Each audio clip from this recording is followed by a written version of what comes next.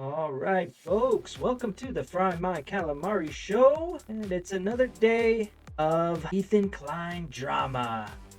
We have another video out from Noah Samsen responding to genocide enablers, basically all the creators and streamers that have been in one way or another propagating the views and the statements of Zionist propaganda, downplaying anything the IDF and the Israeli government does, while simultaneously saying they condemn those entities. It's kind of like a speaking out of both sides of the mouth, but yeah, so let's just jump into it, huh? Let's not beat around the bush. It's kind of like, at this point, I'm honestly tired of the Ethan Klein drama, but I think it's really important to push back on it just because of the sheer number of people it's influencing. Okay, so first, Ethan says, I'm so thankful that Muta is taking a stand against this insanity. And yes, we are in touch. Stay tuned. You know, he has to make a big stink of it on Instagram because nothing is going to materialize behind the scenes in real life. It's all for show. We've already seen this. He's been threatening lawyers for a while now, while also constantly defaming Hasan and other creators, calling them terrorists, blaming them for all sorts of stuff, blaming them for Kamala Harris losing the election. Ethan Klein stubs his toe and he blames Hasan. But anyways, Mutahar, this was his post that Ethan was replying to. In the last couple of weeks, a YouTuber, Noah Samsen, has uploaded a few videos labeling me as a genocide supporter in the title and thumbnail of the video. Today, me and the team sat down to watch them and could not find a single clip of me supporting the Israeli government or any of its genocidal practice. Normally, I'd not engage with this discourse, but this has affected my business and has bleed into my personal life. Bled would be the word, I think. As a Muslim, I have always supported my people, and I've never talked about this topic with much political knowledge. Okay? That said, you don't need to be knowledgeable to stand against the injustices by the IDF. Journalists and civilians have recently been killed in a wave of attacks, ending a short-lived ceasefire. That is never okay and needs to end, and I hope in my lifetime it does. In regards to Noah and his defamation, I never want to financially harm or bring a lawsuit to a creator, but slander like this is far too extreme and unchecked, which is exploring legal action against Noah, defamation/slander. Okay, cool. You explore that, buddy. You and Ethan are like Lewis and Clark on the exploration of lawsuits and defamation. So let's see what Noah has to say. Let's see if there's a case to calling them a genocide supporter. I mean, they call Hasan a terrorist supporter. Let's make sure we use the same standards. Hasan doesn't go and bring lawsuits against them, but let's see if standards are the same. The YouTubers who backed a genocide, there have been some developments. Ethan Klein responded to the video with an Instagram story shortly after its release, where he wrote, God, these bread tubers are such pathetic fucking rats. When the fuck did I ever support a genocide? I criticize your idol Hasan, and you all resort to straight up character assassination and horrific lies. A campaign which resulted in the CPS call and harassment like I've never experienced in my 15 years on YouTube. Fuck you and fuck your movement. Socialism deserves better representatives. Soon after this post, Ethan brought my video up during his live show where he threatened to sue me. So this fucking little scumbag here who put me and Mutahar, Turkey Tom, and Destiny in a thumbnail and said the YouTubers who backed a genocide. This is fucking disgusting, and I'm not okay living in this world where these little fucking punk ass scumbags can just say this shit and get away with it. Like accusing people, usually defamation, can be all different types of things. Someone supporting genocide, we throw this term around a lot. That's one of the most, I mean, can you say something more fucked up about somebody than that? Sounds pretty defamatory. And again, I'm not taking any prisoners. If my attorney thinks there's anything in here, if he thinks that there's like a decent shot of defamation, I'm suing this fucking piece of shit, little scumbag. So he is threatening to sue me for defamation on the grounds that accusing someone of supporting genocide is messed up. I can think of something even more messed up than accusing someone of supporting genocide, which is, you know, actually supporting genocide. I can't imagine that it's pleasant to be confronted with the idea that you might be supporting a genocide, so the instinct here to deflect and deny without even offering any sort of actual defense against the points is an entirely predictable response. This is how the liberal media class will operate in the coming decades when it's time to answer for their crimes of manufacturing consent for a genocide. They will simply say, no, I didn't. If they say anything at all, most of them won't. See, that's a really good comparison because most people, you can claim that CNN or these different media groups are supporting genocide, but they most definitely are. And they're not doing it by going on the air and saying, yay, genocide, we support genocide, get every last one of them. Mostly the way these different media outlets do it is by the things that they focus on and the things that they don't focus on. As Noah Samsen pointed out in his first video, it's through lies of omission. It's the things that they don't say. There's an apartheid state going on with an open-air prison, and it's actually obligatory for anyone to fight against genocide. Every country right now that isn't actively doing something to stop the genocide in Gaza is actually breaking international law. It's actually an international law that a genocide that's been defined by the International Criminal Court as a genocide. So therefore, since it's been identified as one, it is obligatory. It's like the Good Samaritan law. The international community is required to act.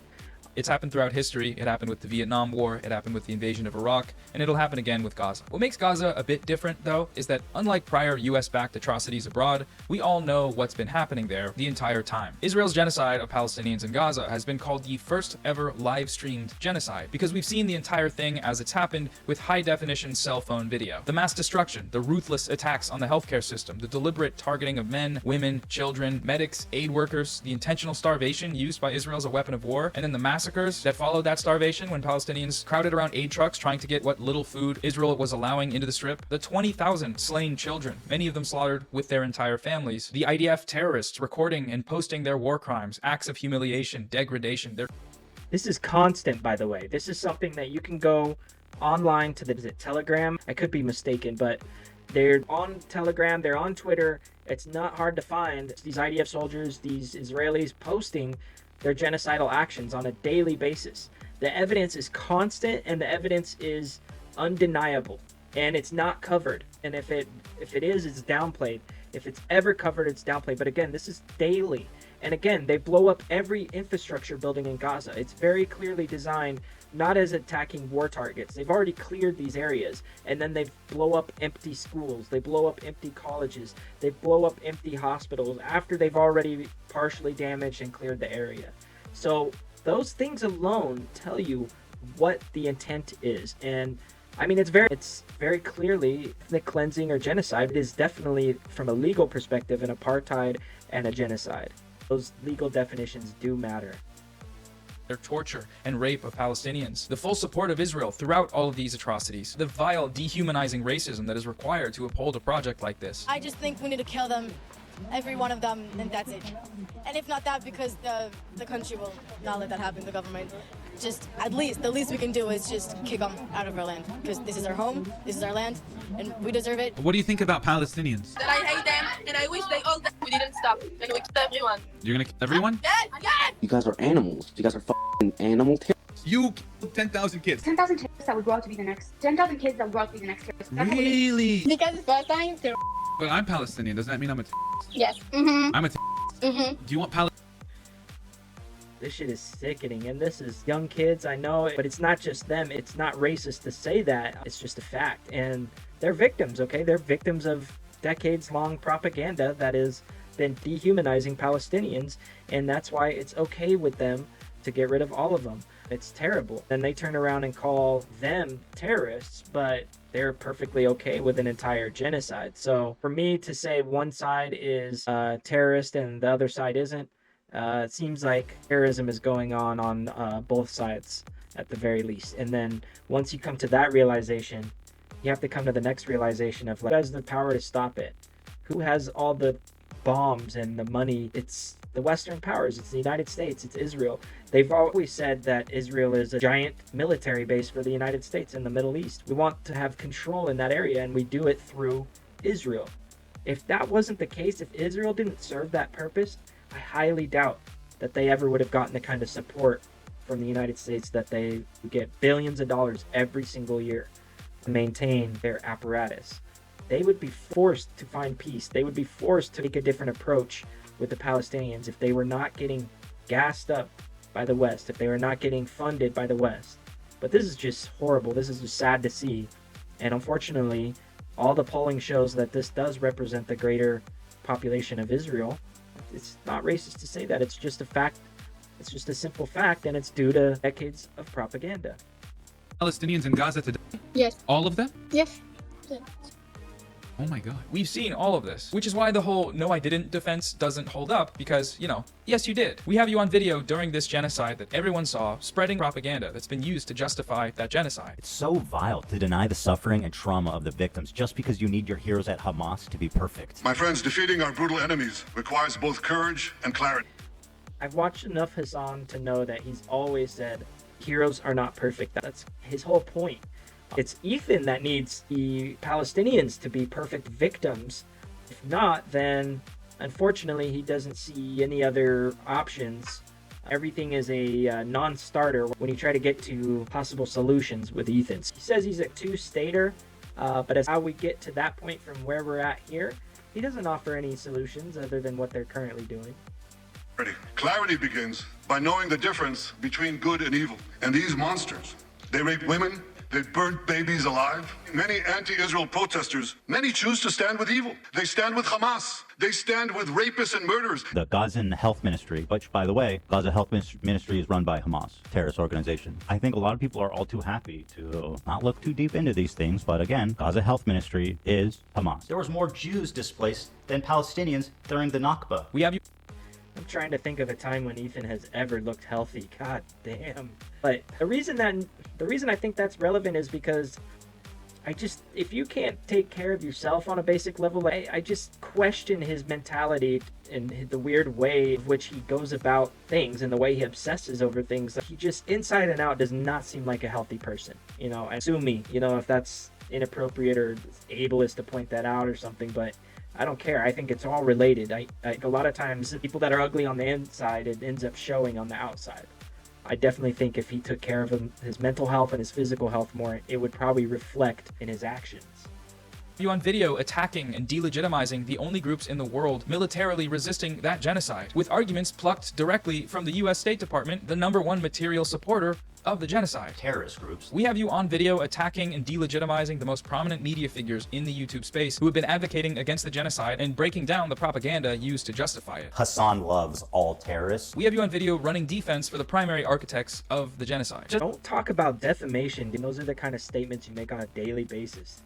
Hasan loves all terrorists. He's a terrorist. Oh, what's worse than calling someone a genocide supporter or a genocide denier? Oh, I don't know. Maybe calling him a terrorist constantly. That could be worse. I think that could definitely be worse. And he just does not get it. He has zero self-reflection.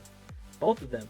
The other day, Bibi fired a really good guy that a lot of people are pissed about, and he fired him because they had a disagreement, and that's like a really good guy. I would love to know who all the people are that are pissed about it. It's all Zionists. It's people that think he's a good guy. Those aren't good people. And that's clearly who she's consuming her media from to get those opinions. They both carry that opinion. So Trump Well, he was like a moderating voice in the war room. Yeah. אנחנו מטילים מצור מוחלט על העיר עזה. אין חשמל, אין מזון, אין מים, אין דלק. הכל סגור. אנחנו נלחמים בחיות אדם ואנחנו נוהגים בהתאם. We have you on video attempting to... That's the guy that they said was a nice guy. And then Ela tried to walk that back or tried to apologize for it. But it was a very half-assed apology. You know, they basically doubled down on what they were saying. But comparatively, he was still a moderating voice. That's what you consider a moderate voice. That man calling for the total siege of Gaza, cutting them off from food, water, fuel, everything. And he said, we're dealing with animals and we're going to treat them accordingly. Okay, that is direct genocidal action and behavior. It's not just words that he said, because he had the power and he actually directed that action to happen, and it did happen. So that's genocide. And then Ethan and Ela were directly supporting that man. This is why we call you a genocide supporter. It's very simple. And this is just one example of how you guys do that. Now, I know you tried to walk it back, but basically Ethan has doubled down on it every time. Oh yeah, whatever, she shouldn't have said we like him or whatever, but he was a moderating voice. It's true. Da-da-da-da-da.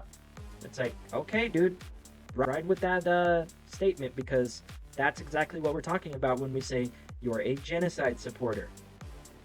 portray the perpetrator of that genocide as some kind of beautiful, free, diverse, democratic state. We're planning to go to Israel in June with my parents and all the kids. It's going to be such a great trip.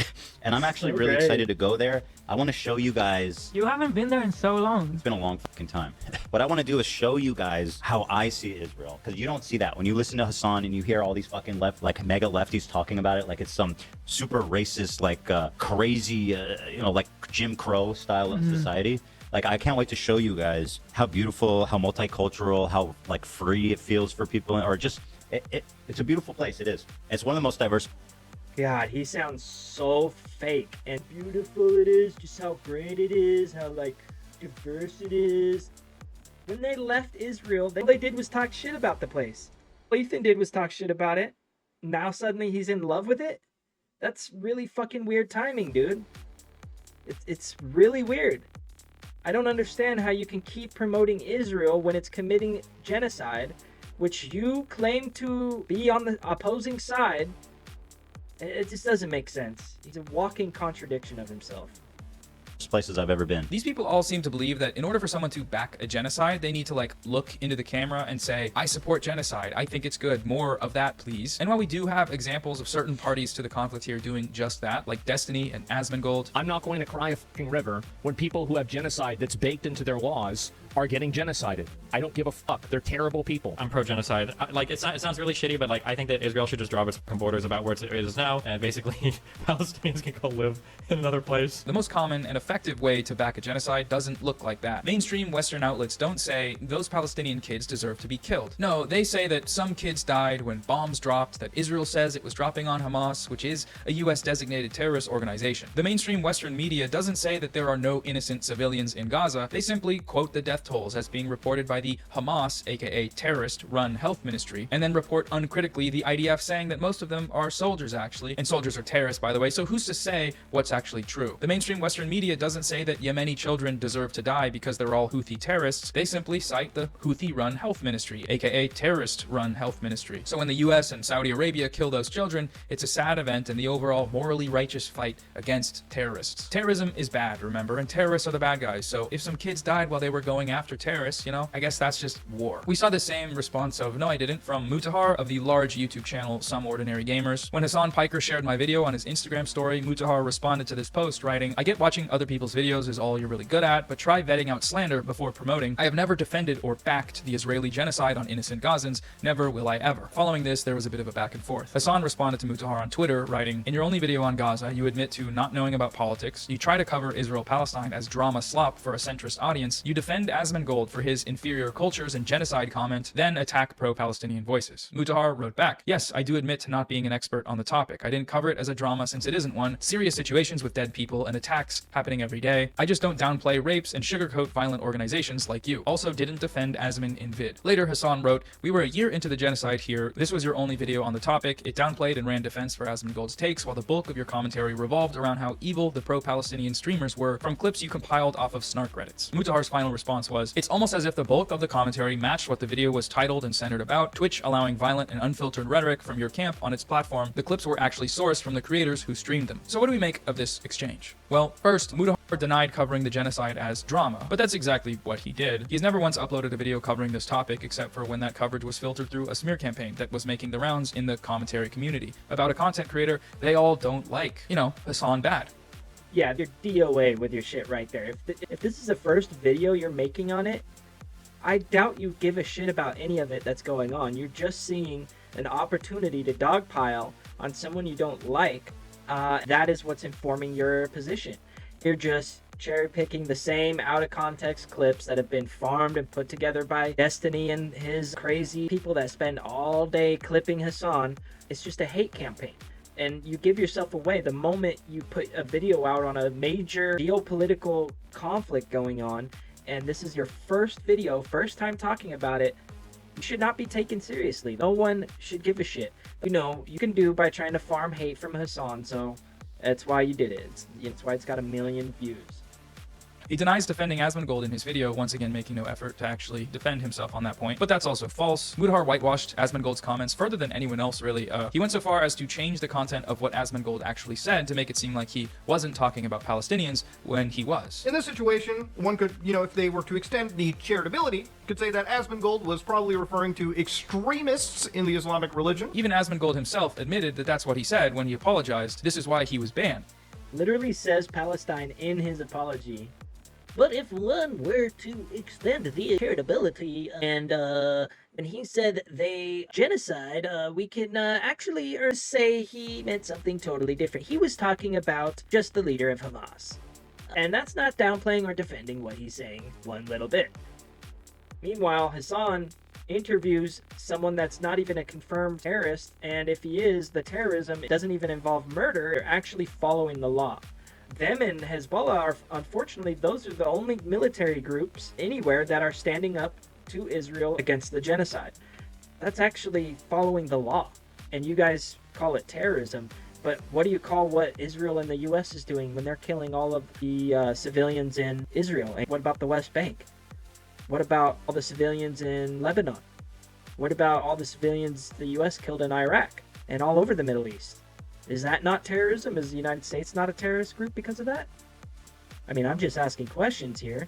Now, whether Mutahar stands by this characterization of Asmongold's genocidal rhetoric or not is a different question, but he did do that, and the record shows this. His video is still uploaded on his channel, you can go watch it. Denying this seems to be just indicative of a lack of reflection on his part. Entirely predictable, but worth noting nonetheless. Twitch is a disgustingly evil platform. And of course, this is all having to do with the Hasan hate campaign, and it's his first time ever talking on the subject of Israel and Palestine. What about actual Nazis that are all over Twitter? Does he have a similar video saying Twitter is a disgustingly evil platform and it should be shut down because of the stuff Elon Musk is promoting and all the Nazis that are on there? I mean, that is kind of the double standard that they have. They seem to be ignoring all the right-wingers and actual Nazis and trying to make Hasan out to be much worse. Much worse. It's very interesting.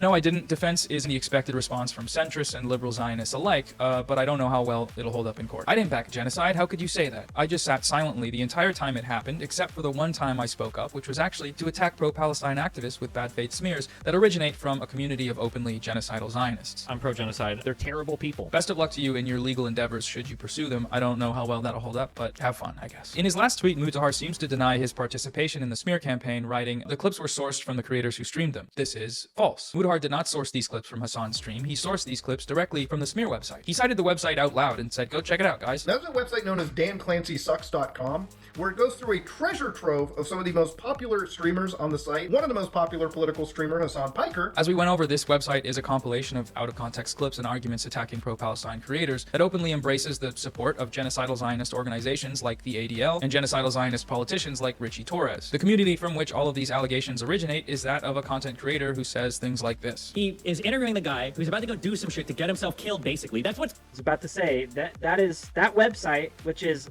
a clear campaign to smear Hasan, it is an entire website built not only to take down Hasan, but to take down the platforms that he's on, because they don't want to get him a 30-day ban or any sort of temporary ban whatsoever. They want to shut down the entire platform. It's ridiculous. Hasan can go to whatever platform he wants. He can make his own website. He can go anywhere and he'll maintain a following. They want to legally defined as a terrorist. And that's why they're really going balls to the wall on this campaign. But my point is, like, once you've gone to that level and you're building whole websites to take this person down, it's a little more than just criticism or critiquing someone online. And then the second you start farming all your clips from this website, you lose credibility because you're not actually watching Hasan to decide for yourself. You're not saying you have to watch his whole 8-hour stream, but you could watch shorter videos, 5 to 10 minute long videos of where these supposed clips are coming from. That way you can see what he actually means and get the full context. But of course, they never do that because they don't care what the full context is. That's not the point. The point is to just jump on the hate wagon, farm that hate, and farm responses from it, because nothing gets viewership and nothing gets clicks like hate. It's one of the most depressing realizations about the internet and the way that algorithms have been designed. Hate does well. You see a lot of horrible things resulting from that ability to farm hatred on the internet, to make money off of hatred. It's something that I think platforms in general should do more to fight against. Stop giving positive reinforcement to hatred that's just for the sake of hatred. But anyways, yeah, you lose credibility once you're like going to a hate website for your information on somebody. That's not an unbiased approach whatsoever. It's gonna happen. We know from this point that's what's gonna happen. So he walks away, gets back a little bit, and then he sets up behind this thing, right? Is this concealment, I guess? Not cover concealment, right? Because I think the tanks. Okay, this is really gross. I watched this stream. This was a total fan fiction of Destiny, just watching these people waving a white flag and get shot. He just was making it seem like it was a scripted fake scenario, but he had no evidence. He was just saying this is a hypothetical way that I could pick this apart. I'm not really saying it's true, but he was implying that the whole thing is fake and scripted, and then that people are like, what are you saying? It's fake? He man wanted to die? And he's like, no, I'm not saying it's fake. I'm not saying he wanted to die, but he probably knew he was going to get shot at. He just made up all the details around it and that it's their fault that they're getting shot at while waving a white flag. It's just so ridiculous. It's over here. So now he can capture the footage right here. He sees the guys walking, knowing that they're about to get shot, because that's what's going to happen. Knowing they're about to get shot, because that's what's going to happen. You have circular logic that doesn't make any sense. And then eventually they get shot and everything is, this is it. It's like Act 1, 2, and 3. It's like all here. Now this guy's down. He's dead. These guys are like, fatally wounded. They're not even running. They're not even like cowering and running away and screaming in fear. They're like, okay, well, they did it. We got our shots. Okay, is this guy down? Oh, shit. Well, okay. They're not even cowering. They're not even running away in fear. Yeah, they're trying to get their friend. They're not pussies like you would be, just running away. They are trying to save their friend's life. They don't know that he's instantly dead. They want to try and save their friend that just got shot. That's what's happening. And they're used to that sort of stuff happening. It's sort of par for the course in that area. So they're not cowards. They don't just run away in fear. They try to save their friends. They try to do what they can. Well, this is fake because they're not cowering and running away like I would do. God, it's so stupid and ignorant. Well, we brought the white flag, so we can put that over the bleeding part, assuming he got shot in it, actually, right? Flag and then this guy, what is this guy running back to? Then implying that the white flag is being used to cover the wound, as if like maybe he didn't really get shot, maybe the wound is fake. No, if you have a cloth available, you're probably going to use it to try and stop the bleeding, right? I've seen this video before, but just his words alone, I can break down the logic. They're using the white flag to cover the bleeding wound. That's convenient. It's like, no, that's basic logic. That's exactly what anybody would hopefully be smart enough to do in that scenario. What the fuck are you talking about? Grab the wife? By this stage, the man's wife, his widow, has heard what happened. And like, what does this mean? The wife has heard what happened. Like, bro, this is crazy. I'm sorry. The tracking live movement shot of the lady running up to her dead husband? Like, what is this? By this stage, the man's wife, his widow, has heard what happened. Somebody went back and told her, right? The 5 martyrs that walked forward, you know, your husband was an unlucky guy. He drew the short stick today, so come forward, cry for us on camera. Do you think the guy intentionally wanted to get killed? No, I don't think he wanted to die. I don't think they were thinking they were going to die, but they probably were hoping to get shot at, or maybe, so you're saying the woman was acting? I don't think the woman was acting. She probably was sincerely sad. Her husband got fucking killed. But you just implied that. You said that they told her to come forward and cry for us. You're implying the whole thing's fake and scripted, and then when someone in your chat tries to get you to clarify that point, you backtrack immediately on it. What's up with that? This guy's just so full of shit. I don't know how people don't realize that. His own cheaters can see it pretty easily.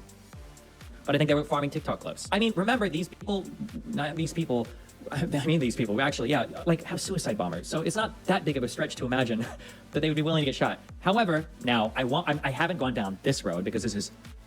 He's just grouping Palestinians in with ISIS. How many suicide bombings have you heard of since this conflict started? I haven't heard of a single one. And don't you think Israel would love to point that out in the media, point out the crazy suicide bombers? Hamas does not have suicide bombers. I don't think that's a thing with them. If it was, I think we would have probably seen that by now. Is anything he says not bullshit? It just seems like it's all based off of general Islamophobia. If you have these same Islamophobic views, you're going to agree with him probably.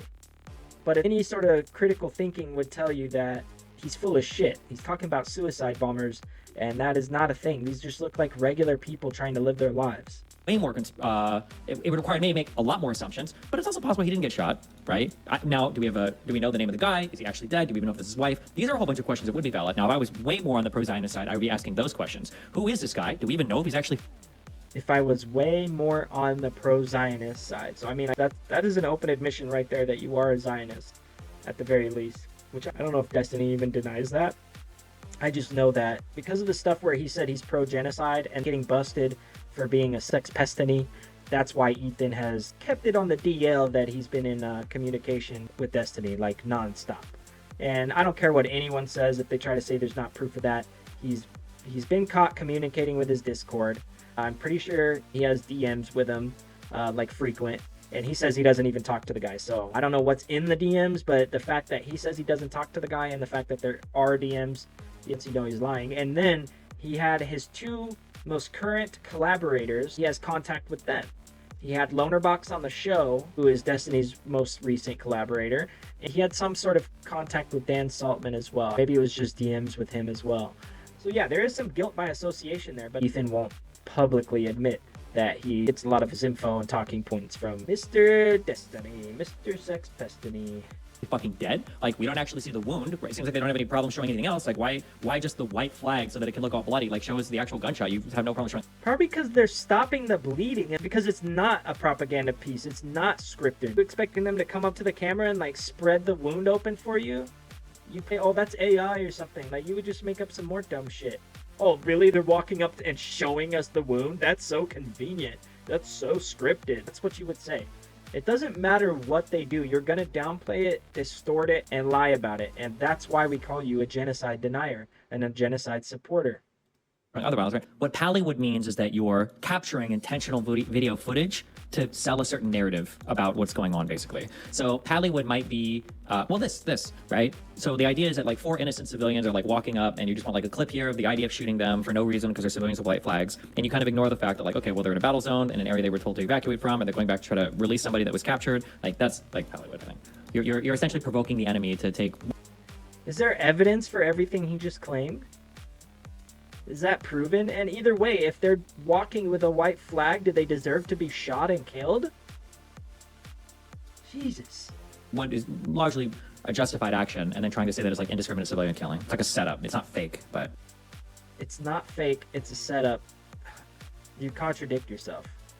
It's innocent people getting killed. That's what it is. They're doing it to themselves. Speaking of that guy, Destiny, the genocidal Zionist sex criminal video game streamer, he also had a crack at responding to my video where he made some interesting points. Destiny criticized my characterization of the 2018 Gaza border protests as being overwhelmingly peaceful by citing instances of violent actions that protesters took part in during the 2018 border protests, or the Great March of Return, which were recognized by human rights organizations as being overwhelmingly peaceful. Overwhelmingly peaceful. Just as a quick thing, because people love to talk about the Great March of Return, the Peaceful March of Return. All of this is like the peaceful Great March of Return. Remember this, okay? This is all the peaceful Great March of Return. Now, when I used the word overwhelmingly in my video, I used it as the word is meant to be used, which is to mean overwhelmingly, which means what the word means, which is to a very great degree or with a great majority. Overwhelmingly. Some instances of violence during these protests do not contradict my use of this word. The protests were overwhelmingly nonviolent, which is exactly what the UN report found. The protest camps set up along the fence can make you do a double take.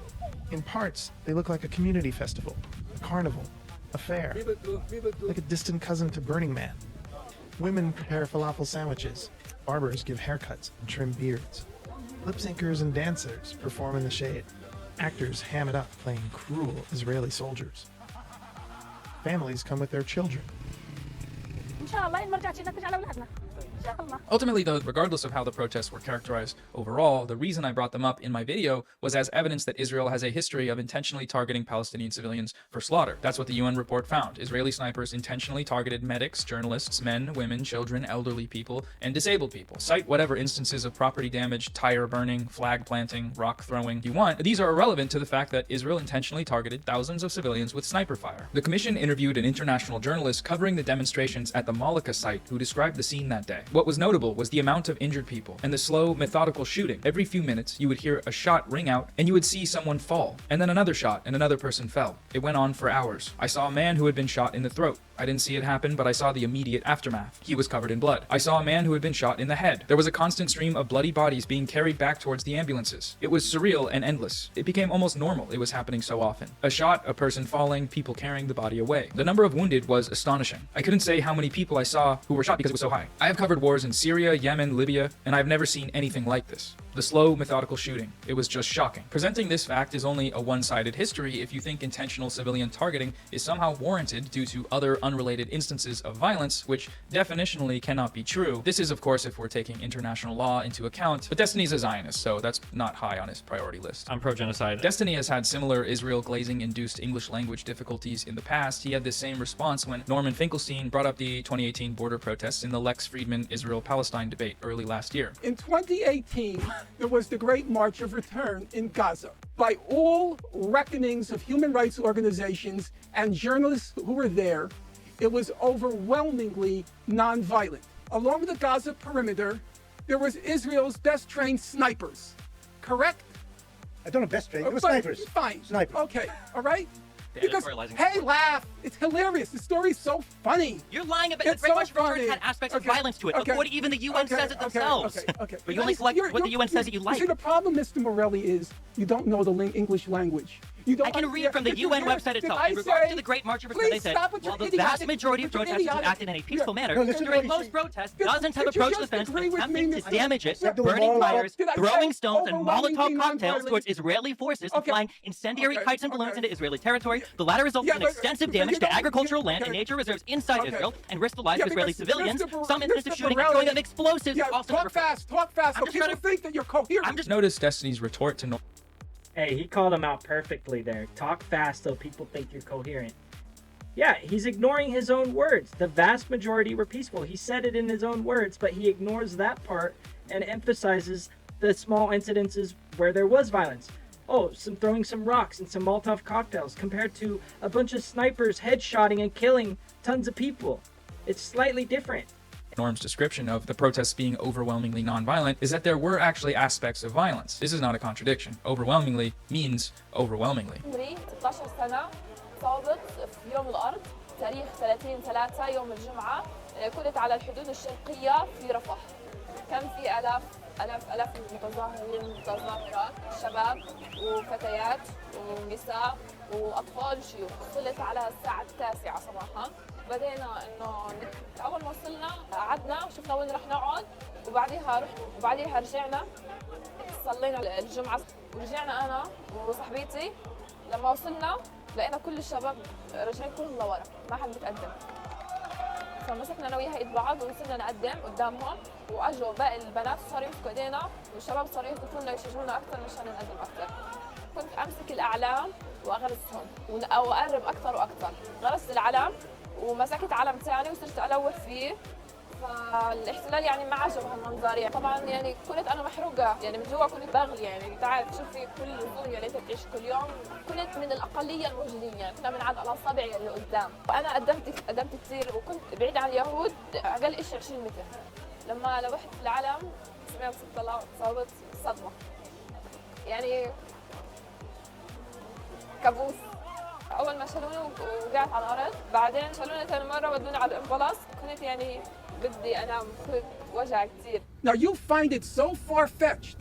Israelis purposely, deliberately targeting civilians? That's such a far-fetched idea. An overwhelmingly non-violent march. What did the UN investigation find? Brace yourself. You thought it was so funny, the idea of IDF targeting civilians. It found... Go look this up on your machine. I already know what you're going to say. You're going to say you found that only one or two of them were justified killings. Targeted journalists, targeted medics, and here's the funniest one of all. It's so hilarious. They targeted disabled people who were 300 meters away from the fence and just standing by trees. Zionism's crazy because it kind of backs you into a corner of having to defend the indefensible. And I don't know, if you're as shameless as Destiny is, that's not really an issue. They're doing it to themselves. But for most rational human beings, you see someone arguing that and you say, oh, that's an insane person. And that's the high ground we have on Zionism. The more people understand the truth, the less people are going to be publicly willing to defend these crimes. Destiny later nitpicks my comment about the media's use of terrorist designation in articles. Before covering the attack, these outlets always, of course, make sure to mention Hezbollah's US designation as a terrorist organization. Don't worry, guys, they were just terrorists terrorists. Nothing to see here. We got the bad guys. They were bad. We are good. Mission accomplished. Relying on a U.S. terrorist designation is retarded. But you don't need to do that. You could just know what Hezbollah is, which is like a paramilitary militant group that's funded by fucking Iran that now has like seats in the fucking Lebanese government that is like hostily taken over the southern part of that country, right? You could just know that. You don't have U.S. terrorist designation. But we're gonna start simping for them now? Is that what we're gonna do? Okay. They literally exist because of Israel's attacks on the Palestinians. That is their purpose, their sole purpose of existing. They wouldn't have a need to exist if it wasn't for Israel. Even if we're going to explore the reasons why this terrorist designation is to him not illegitimate, it only reinforces the circular logic of the terrorist label. You don't have to call them terrorists to know that they are terrorists. Just look at what they do. They kill civilians. They violently overthrow governments. They take over entire countries. Okay, well, the US does all of those things, but it isn't on the US designated terrorist list, is it? Israel is US backed, the US being, by the criteria we just looked at, a terrorist state, but they're not on the list either. It's almost like these designations are selective and used to reinforce US imperial hegemony. Oh my god, no way. What? A subhuman, Neanderthal, knuckle-dragging, white dipshits, like Noah too, will sit here and fucking... See, he has all this heat for, like, the left, and he has all this heat for the terrorists over there because the U.S. has labeled them as terrorists. But, you know, if we're talking about raw numbers, we're talking about raw terrorism by the amount of death, destruction, and torture handed out, the United States takes the cake. I mean, we won the Emmy for most terrorism done around the world. Defend Hezbollah, which is what he's doing, as like a legitimate governing party. Hasan, the terrorist supporter as well, who is also very white. Don't ever be mistaken by his background or the way he looks sometimes, depending on what he's trying to present. Hasan is also one of the whitest people in the West, okay? One of the whitest... The way he tries to look sometimes, or the way he looks sometimes, what a very strange thing to say. People in the West. He's one of the whitest people in the West, folks. You've never seen a whiter guy than this Hasan guy. Ultimately, I gotta look at that picture. I just people in the West. He's one of the whitest. Just look at that guy. I don't think anybody is as white as Destiny. I mean, that is just... Hey, at least he was trying to get some sun at that point, right? Probably the first time in his life. People in the West, folks. You've never seen a whiter guy than this Hasan guy. Ultimately, we don't need to take people like Destiny seriously. Zionists criticizing Hezbollah is not doing so in good faith. Obviously, he is a Zionist. He supports the genocidal Israeli regime and opposes resistance to it, which is what Hezbollah is. The group exists as a response to Israel's repeated colonial killing sprees in Lebanon, which are not terrorism, apparently, because Israel's the good guys. So he's not a person we need to take seriously in any of these conversations on what needs to be done. That's the sort of criticism trap here on YouTube. You know, a guy who isn't a part of your movement criticizing your movement. I don't like having to even bring him up. I honestly just like that white boy's clips. I thought it was funny. One of the whitest people in the West. Subhuman, Neanderthal, knuckle-dragging, white dipshits. Today, though, I want to look at just a few of the common arguments I saw from Ethan Klein, his supporters, and other participants of this campaign. And in this Instagram story, Ethan asks the question, when did I ever support a genocide? When did we ever back a genocide? I'm sorry. When? Like, show me. I have an answer to that. Let's go over it once again. Ethan Klein was the primary signal booster for the smear campaign against pro-Palestine activists that was orchestrated by a group of openly genocidal Zionists during the active genocide of Palestinians in Gaza. Every point raised in his content nuke video was borrowed directly from Destiny and his community regarding Hasan's alleged terrorism support, his alleged anti-Semitism, and his alleged extremist views. Hasan uncritically interviewed this kid for about an hour. It was the most brazen display of disgusting terrorist propaganda that I have maybe ever seen in Western media. Okay, fine. He likes Hamas.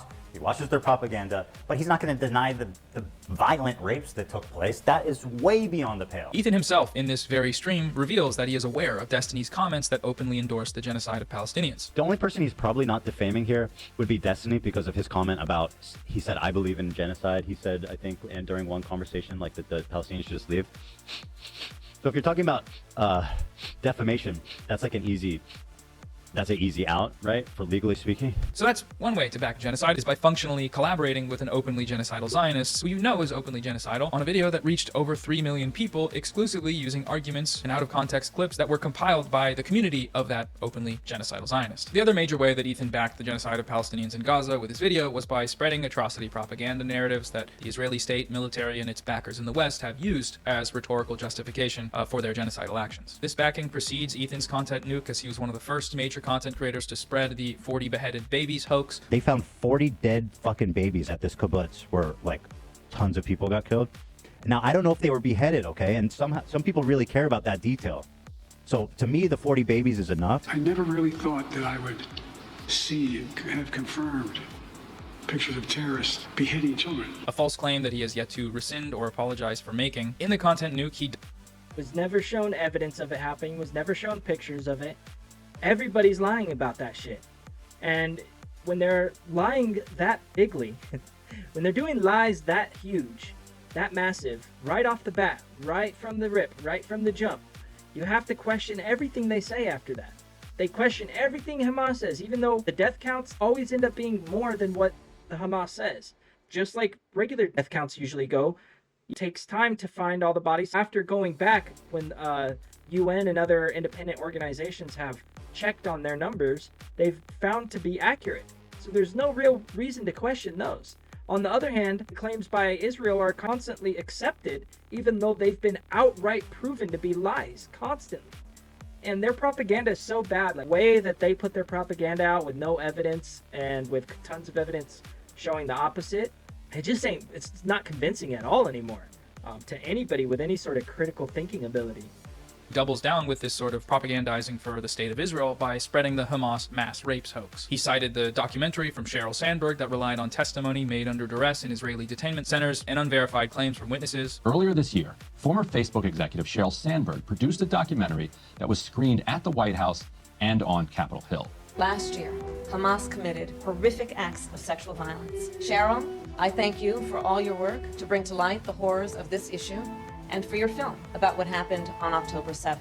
The way that Sandberg proved her case, shockingly, was significantly through the use of coerced interrogation videos. The documentary, of course, won praise in the pages of the New York Times and is, to this day, sitting on the White House website. The White House website now says, quote, preventing and responding to conflict-related sexual violence is a top priority for President Biden and Vice President Harris. Since October 7th, President Biden, Vice President Harris, and our entire administration have consistently condemned Hamas' horrific sexual violence. On June 17th, the Vice President hosted an event at the White House, which included a panel discussion and remarks by advocates and survivors of CRSV from around the world, and a partial screening of Sheryl Sandberg's documentary, Screams Before Silence, on Hamas' sexual violence on October 7th. Now, Amnesty International, Human Rights Watch, B'Tselem, and Physicians for Human Rights Israel all rejected the use of hostage interrogation videos in the months after October 7th. And most news outlets chose to reject their use as well, citing the likelihood the confessions were extracted by torture.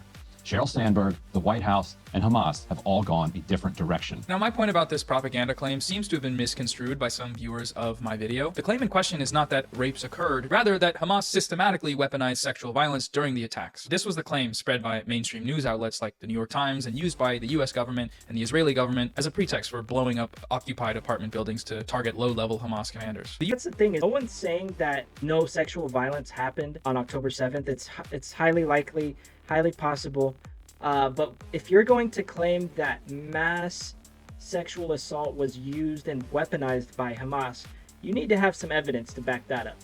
And it does matter. It does make a difference because it's another way to dehumanize. And when you look at the fact that the IDF executed the Hannibal Directive, which is where they kill their own civilians and their own soldiers in war so they don't get taken prisoner, because obviously they don't like the prisoner situation. They would rather kill their own people, their own soldiers, their own civilians, then they can blame that death count on Hamas. A UN report that was released and cited widely by defenders of Israel as evidence that this is true says the opposite. The mission team was unable to establish the prevalence of sexual violence and concludes that the overall magnitude, scope, and specific attribution of these violations would require a fully fledged investigation. Ethan's citation of the conclusion to this report, point 86, that there are, quote, reasonable grounds to believe that conflict-related sexual violence occurred at several locations, does not at all verify the claims made in his video in the central piece of evidence which he cited for it, which was Sheryl Sandberg's propaganda film. What happened on October 7th was mass, systematic, planned rape and genital mutilation of women. Nor in all the places that systematic sexual violence was alleged against Hamas, which it was many. So it really matters in the dehumanizing of these people, and they have to push that narrative. Even though every aspect of it's a lie, they need to be able to dehumanize these people. They need to make sure that every act that they do can be considered terrorism. Now, they did kill civilians, they took civilians hostage, they did commit war crimes that day. I do condemn them for those war crimes in the same way that I condemn the US and US soldiers for war crimes when they go into an area and indiscriminately kill people. That's why it's important to push back against these lies, because it helps them dehumanize the Palestinians.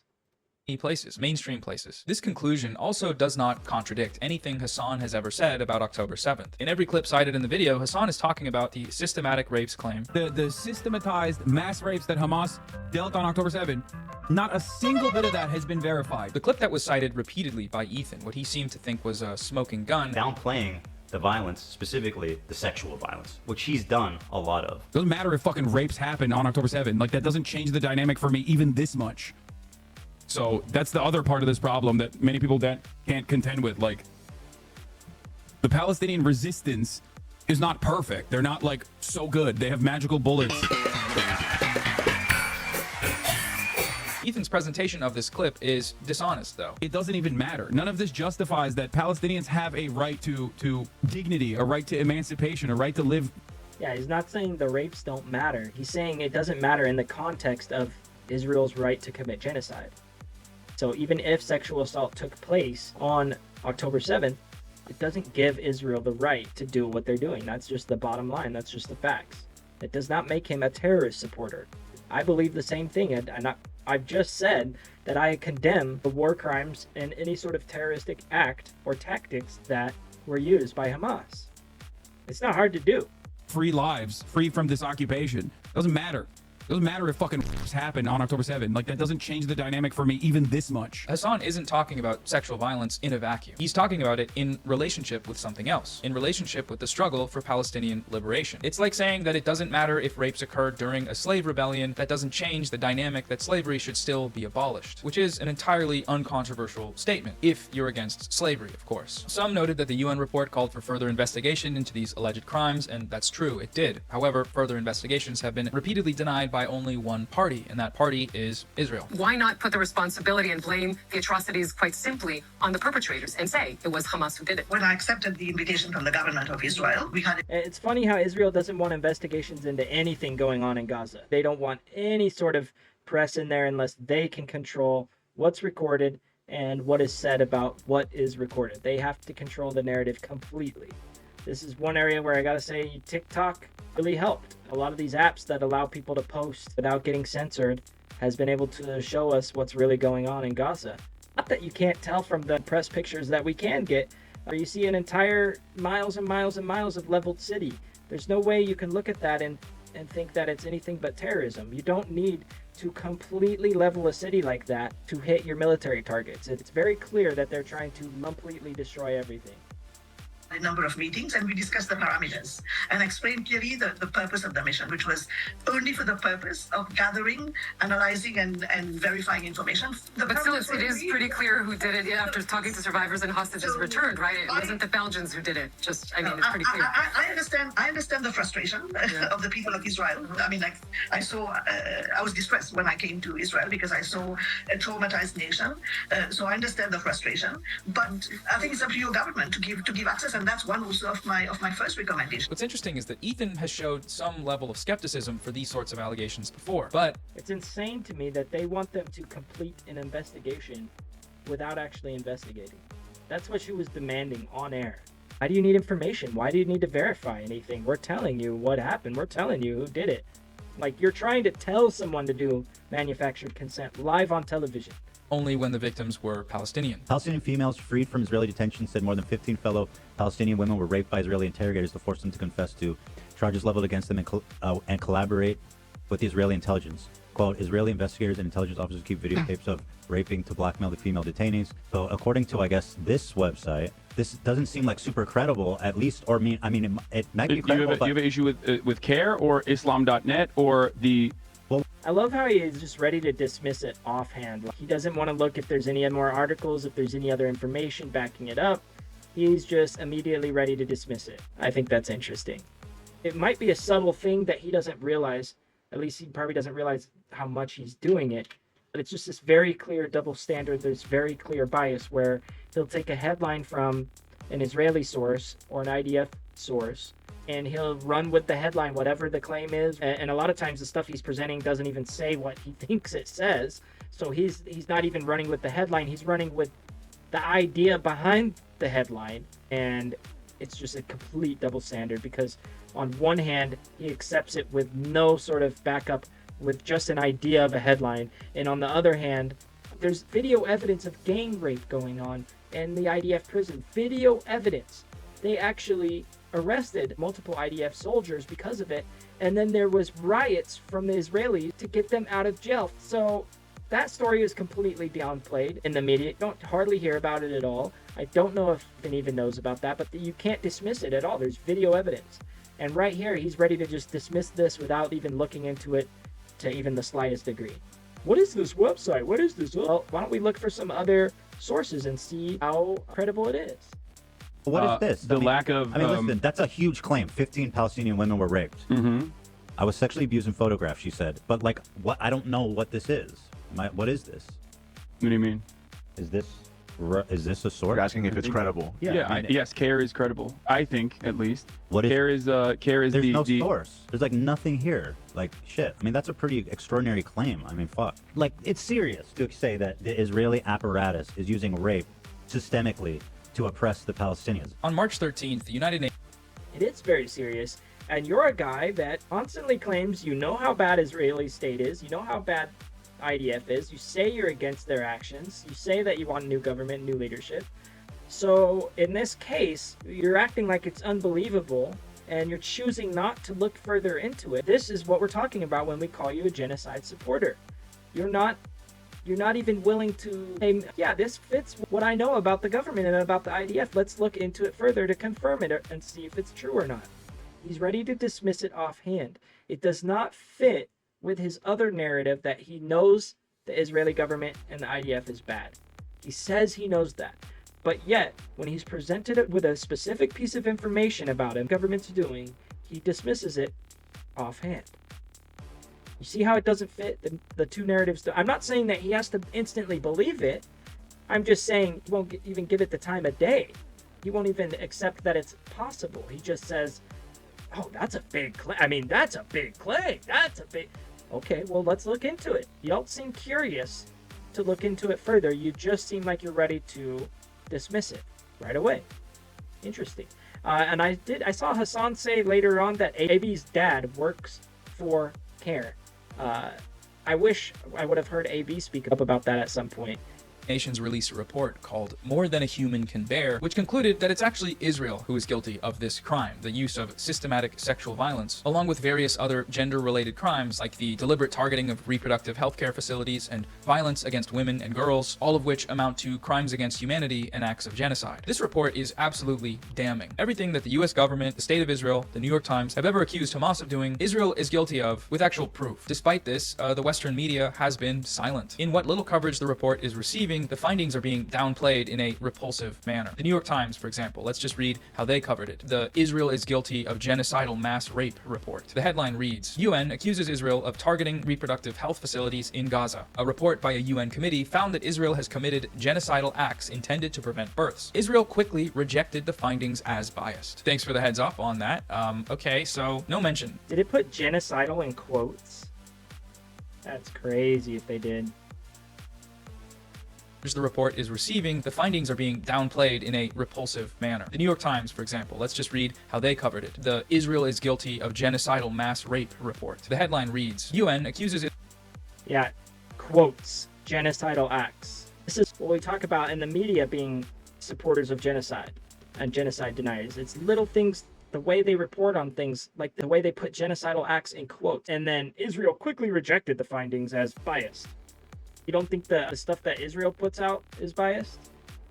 Israel of targeting reproductive health facilities in Gaza. A report by a UN committee found that Israel has committed genocidal acts intended to prevent births. Israel quickly rejected the findings as biased. Thanks for the heads up on that.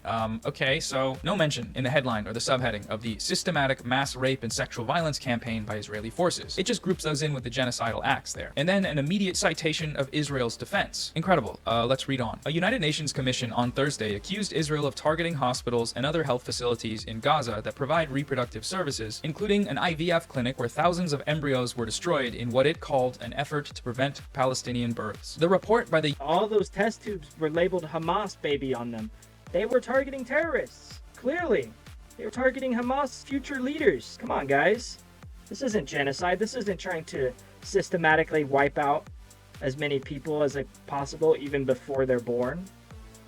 The UN Commission of Inquiry on the occupied Palestinian territory called that and other actions that cause harm to women and girls, quote, genocidal acts, and accused Israel of punishing Palestinians collectively for the Hamas-led October 7th, 2023 attack that killed 1,200 people. So that's how the New York Times reports mass rape campaigns from Israel. Other actions. Other actions. Which other actions? Mass rape? Weaponized sexual violence? Credible evidenced allegations this time? No. You'll have to wait a bit to hear about those. First, the IDF is speaking. Israeli officials have long accused the Rights Council of singling Israel out, arguing that UN officials and committees condemn the country with far greater frequency than it does dictatorships like North Korea. In February, Gideon Sa'ar, the Israeli foreign minister, said Israel would stop participating in the council, accusing it of demonizing Israel. The United Nations is Hamas, the United Nations is anti-Semitic. That's what Israel told us, and we're going to tell you what they told us uncritically because the New York Times. The first time the word rape is used in this article isn't until 15 paragraphs in, and then when it's used, it's immediately followed with reporting that the accused were not ultimately indicted for any sexual offense, and that Israel says it doesn't do that actually, and that they follow the rules. I could scream. These people are fucking disgusting. She was taken to sedate a man, and she was nude searched over and over again and filmed.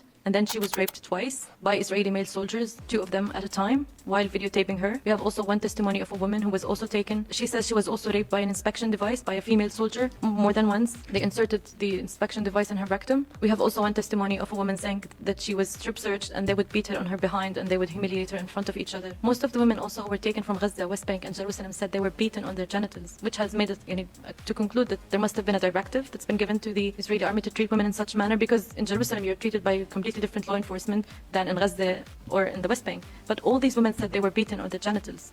And I could just add on about the women who were forcibly disappeared in Gaza. Like I said before, it was usually as they were fleeing south through the safety corridor. They were abducted at the checkpoint. Many were taken to the Zakim detention center and the Negev detention center, all together in one large hall, forced to strip completely naked and just sit in this hall, the women amongst each other and the men amongst each other.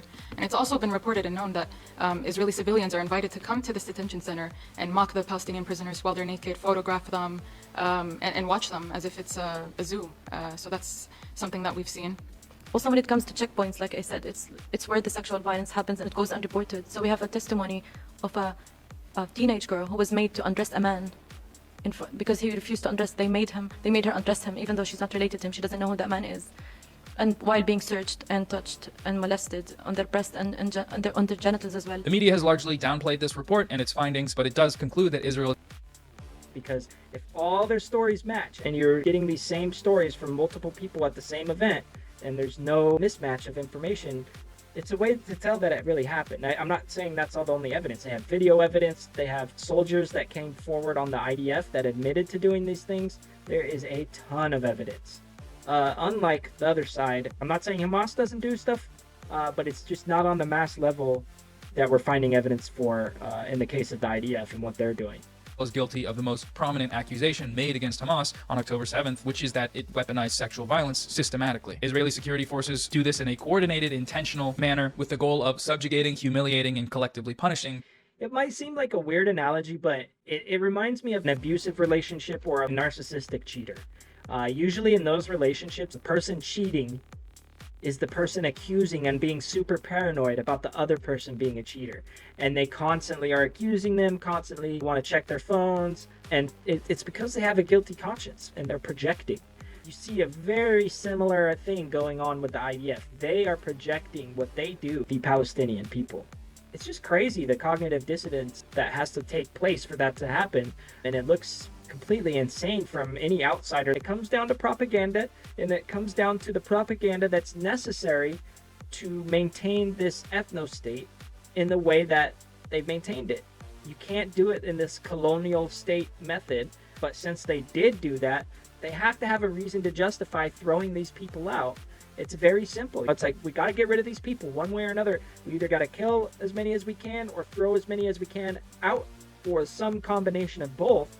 And in order for that to work, while we're moving all these settlers in, we need all of those settlers to believe the same thing, that these people are lower than them. They are inhuman. And so that's the propaganda that's been pushed for decades. It's not something that's inherent to Jews. It's not some racist thing. There's plenty of Jews all over the world that are against what Palestine is doing. But people can change their mind. The mood can shift. It's going to take time, but it can happen. We saw what happened with Germany, and we saw what happened with South Africa, and it's going to have to happen again. Eventually, people will realize that they are on the wrong side of the history, and they'll probably either lie about it, say that they never believed that, or whatever. They deserve all the same rights that you deserve, and this is their land. The complex part is really the U.S. Once the U.S. and the Western world stops just writing blank checks to Israel every year and supplying them with arms and money, that whole dynamic changes completely overnight. And then Israel's forced to have to start looking at a peaceful way to deal with them. That's just the bottom line. The Palestinian population. Will the people in this smear campaign acknowledge the existence of this report? Will they acknowledge that their unverified accusations against Hamas are verified actually by this report against Israel? I personally doubt it, but who knows? It's serious to say that the Israeli apparatus is using rape systemically to oppress the Palestinians. The other piece of Zionist propaganda cited by Ethan in his video was his downplaying of the Nakba. He has participated in overt Nakba denial before. 1948, the War of Independence is called in Israel. Others know it as the Arab-Israeli War. So I just want to note here that Ethan gave this supposed war 2 names there, but he missed one, the Nakba. And the Nakba is a very relevant and very apt name, because the fact of the matter is that when this supposed war happened, the Palestinians had no real organization, no real funding, no really significant armed groups or leadership to protect them to fight back against the Zionist colonists, while the Zionist colonists had for a very long time organized terrorist groups, militias, etc. among them, which were extremely well funded by international organizations that they had formed, which were dedicated to funding and fomenting the Zionist colonization of Palestine. Hence, what Ethan Klein calls a war here actually started out as mass killings and expulsions by an organized military against the people who did not have one. The Nakba. This is another big one. Why can't he call it the Nakba? Why is he forced to use this language of calling it a war when it's never been a war? It's always been an ethnic cleansing. It's always been the beginnings or some process of a genocide. It was not a war. The only side that had a military was the Zionists. And it's funny that Destiny's side used that as a point in favor of Israel, that, well, Israel was an organized, more legitimate state than Palestine was. They weren't organized into a state. They weren't organized into a military. They lived in the area. That's the whole point. They were the indigenous people living in the area. It was their land. Yeah, they didn't have a military, but what does that matter? It was still their land. They were still the people living there. And the colonizers came in. They were funded by outside groups and outside money. It is not a point in favor of Israel to say, well, they had the army and they had the more official state going on. So it was a war and they just kicked ass, man. They just kicked serious ass. That's how Destiny tries to frame it. And that's basically the framing that Ethan is taking here. He's just not saying that last part out loud, which is the Israelis won that war because they successfully kicked a lot of people out. But it wasn't a war. It was just them kicking people out and killing people. That's all it was. It was always an ethnic cleansing. This is the reframing. This is the lies through omission. This is the reason why we call you a genocide supporter, Ethan. It's very clear. Contrary to the narrative of Ethan and Hila here, began before the intervention of the nearby Middle Eastern Arab states. It was a reaction to it, in fact. By the time of the Israeli Declaration of Independence, more than half of the people who were expelled in the Nakba had already been expelled. After the partition plan to split the Palestine into a part Arab, part Jewish, as many of you probably know, every Arab country around Israel waged a war of annihilation. Okay, so Ethan left the Nakba out of his narrative here entirely. That is absolutely inexcusable. It's like leaving the Holocaust out of World War II. It simply cannot be forgiven. It is abhorrent, honestly. It's the only way that his narrative... So that was one thing that was a catalyst, because they wanted to bring the Jewish people to Israel, right? They're trying to colonize at this point. So, and then they committed the Nakba. So then you have a bunch of Israeli forces slaughtering and pushing Muslim people out of their neighborhoods, out of their homes, out of their farms. So that also catalyzed this push for Muslim countries to get Jewish people out of their country. So it's important to know the order that things happened, because there was a reason. Jewish people were living in peace in a lot of these countries, and there was a reason why they started getting pushed out, and it was all catalysts what happened after this Nakba. Now, of course, World War II happened as well. And that was another catalyst, 1947, so it was right after, that's right, okay, so it was right after World War II. 700,000 Palestinian Arabs were expelled or fled from their homes by Zionist paramilitaries. But there was definitely a push from Israel to get the Jewish people there. And then you have these other catalysts as well. It's important not to leave out like one of the biggest events that happened. really hold up here as well. But in the content nuke in a different way. He downplays the Nakba in the content nuke by equating it to Jewish expulsion from Muslim countries. In fact, there was more Jews displaced than Palestinians during the Nakba.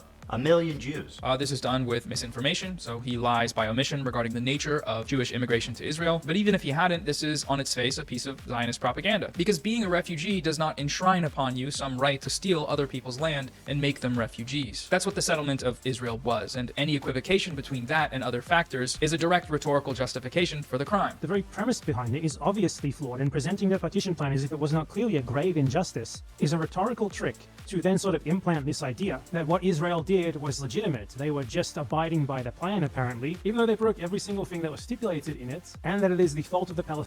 Yeah, they didn't even abide by the UN partition plan. They never have. And they act like everything that happened to the Jews justifies them doing it to another group. I know that there is a big piece of propaganda that I've heard, I believe, spread by Netanyahu, that Hitler was, I'm trying to think of the Muslim leader, but basically he's trying to say that Hitler got his idea from one of the Muslim leaders of the time to go after the Jews. And that's absolutely a lie. You could tell by Hitler's own writings that he just absolutely despised the people. They were his genuine beliefs.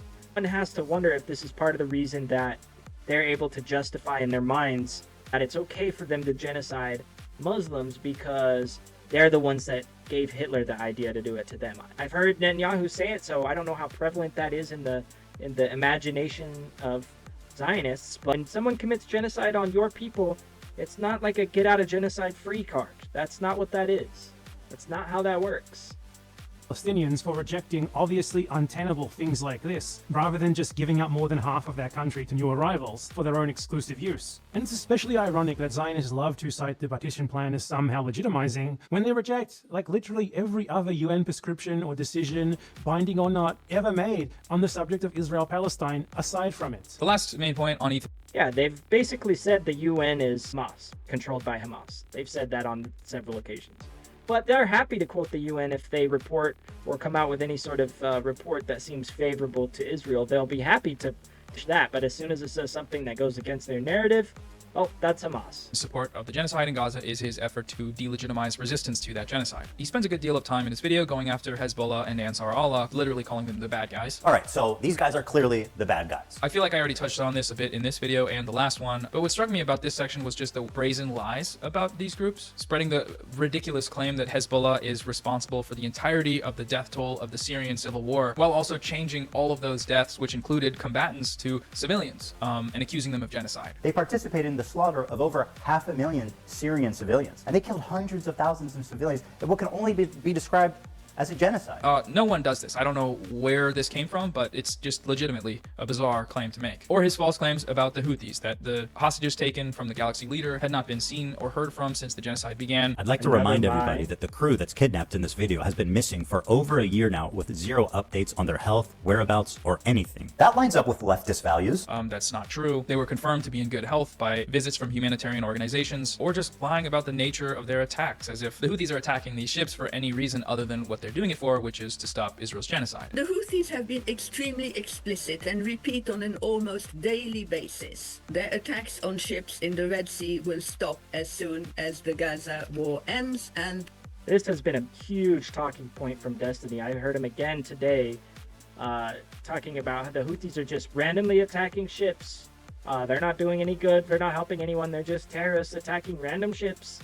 Such a weaselly little liar. Humanitarian and other supplies are allowed into Gaza, and therefore the Palestinians will no longer be under the threat and the horrors that you've earlier described and that most of us have seen on our screens for many, many weeks. The important thing is that although the US and the UK claim that they're only defending free movement in the Red Sea and refuse to accept any connection between this and the war in Gaza, for the Houthis it's absolutely straightforward and explicit that number one, they're only targeting ships that have any connection with Israel, whether they're going to Israel, coming from Israel, delivering stuff, owned by Israelis or whatever, any connection whatever.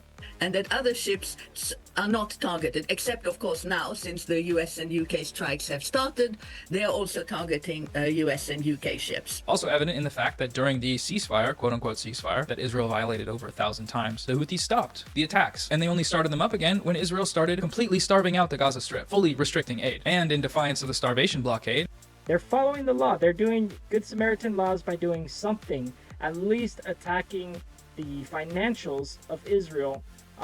It's better than doing nothing, which is what most of the countries are doing.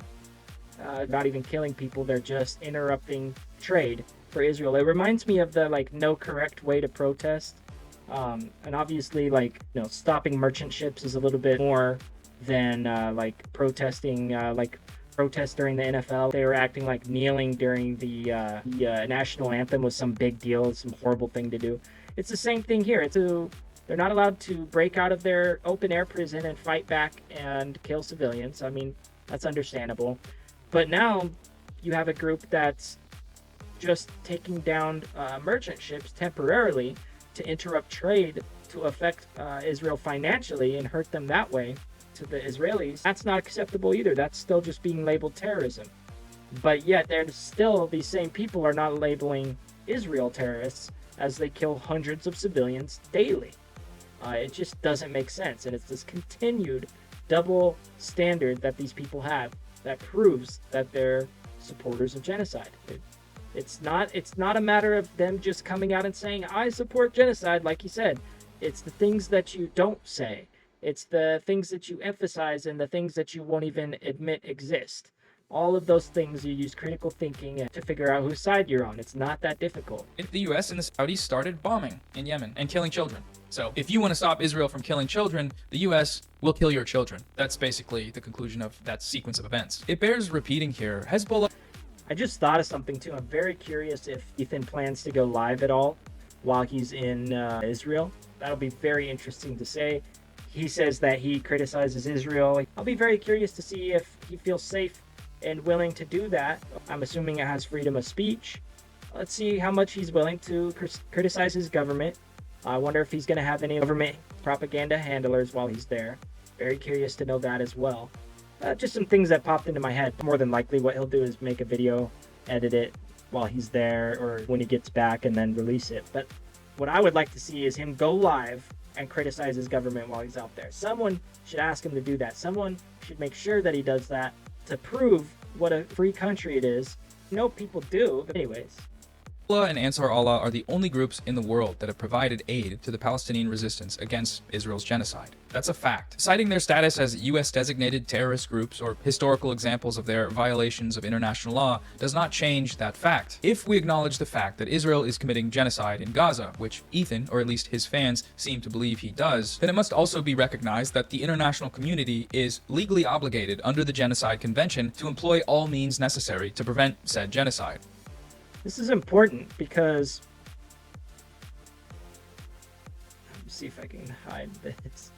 I think this is important. The ICJ has also concluded that the obligation to prevent genocide contained in Article 1 of the Genocide Convention has an extraterritorial scope. As such, states that have the capacity to influence others have a duty to employ all means reasonably available to them to prevent genocide, including in relation to acts committed outside their own borders. What does that mean? That means that every state that is not helping to end this genocide by any means that they have available to them, they are complicit. They are helping commit this genocide. The state's obligations under the Genocide Convention. Obligation not to commit genocide. Article 1. Obligation to prevent genocide. Also Article 1, which has extraterritorial scope. Obligation to punish genocide. Article 1. So there's obligation to do something about it to the offenders. Obligation to enact the necessary legislation to give effect to the provisions of the convention. So to basically put it into law to stop genocide. So it's a big deal that no one other than these couple of groups are actually doing anything to stop the genocide. It's international law. And the United States has signed the Genocide Convention, so they are breaking a convention that they signed. I'm pretty sure. When it comes to Israel's genocide in Gaza, these terrorists here are the only ones following the law, the only ones operating with any sort of moral compass. All states are obliged to do everything in their power to stop this genocide from continuing in Palestine. Who has actually done that? South Africa, when they brought Israel to trial in the International Court of Justice for genocide. I've said arguably Hezbollah, not a state, but it is a significant actor in that state because it has engaged Israeli forces militarily, initially in territory illegally occupied by Israeli forces, the Shabaa farms in South Lebanon, to draw Israeli assets away from the genocide. And the third one that you mentioned very significantly, Yemen, under Houthi control. The Houthis, Ansar Allah, they announced in response to Israel's genocide in Palestine. Man, I just feel that Americans are so desensitized to this, and it makes me sick every time I see it. Like, it just makes me feel so depressed and helpless that there isn't more that can be done, like something that can be done to stop our government from funding this, from helping, from being complicit in a genocide. That it would block shipping into the Red Sea that was headed to resupply the Israeli regime as long as it continues the siege and the genocide in Gaza. And it's been used. And I'm sorry, but yeah, the Houthis don't deserve to die for this either. They're doing God's work out there. They are the only ones stepping up, and they're doing it in a non-violent way without killing people. They're doing it the right way. And they're losing lives, and they're losing civilian lives. They're losing innocent lives from it. You know, Trump is a liar. He said that he was going to be not escalating war. He said he was going to be ending wars, and he's not. It's ridiculous. Using this choke point at the head of the Red Sea, it's called Bab al-Mandeb. In fact, the ceasefire stopped under Trump. You know, he could have definitely done something to stop the ceasefire from ending. He greenlit that ceasefire to end. Him and Netanyahu are good buddies, but I guarantee you Trump knew that this was going to escalate, and he probably encouraged it. From his own words that he puts out in public, he's encouraging it. So I can only imagine what he's saying to Netanyahu behind closed doors or over the phone or whatever. Which means the Gate of Tears, in this narrow strait between Yemen and Djibouti at the opening of the Red Sea. And they started this targeted partial blockade in November of 2023 when the genocide started by boarding an Israeli ship, and then they sustained the blockade until the announcement of the most recent so-called ceasefire. At that moment, the Houthis lifted the blockade while the ceasefire was going on, demonstrating that they were doing this as a humanitarian intervention in order to meet what the International Court of Justice has said is the responsibility of all states, and what the General Assembly in its implementing resolution has confirmed is the responsibility of all states to do everything in their power to stop the genocide and the siege that was being imposed on Gaza. You know, some ships avoided the blockade by sailing around Africa, but most of them couldn't. So the major shipping companies stopped sailing to the Red Sea, and the port of Eilat in Israel went bankrupt, which means that this blockade was working. It was denying the Israeli regime many of the goods that it needed to continue the siege and to continue the genocide in Palestine. The United States, aka the terrorist designator.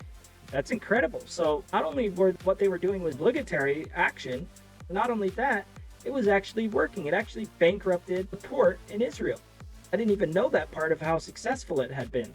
No wonder they're pissed, and no wonder they're having Trump bomb them to Kingdom Come. That's very interesting. That makes a lot more sense. Meanwhile, are the ones doing the terrorism. They are aiding and abetting a genocide with billions of dollars in arms shipments to Israel.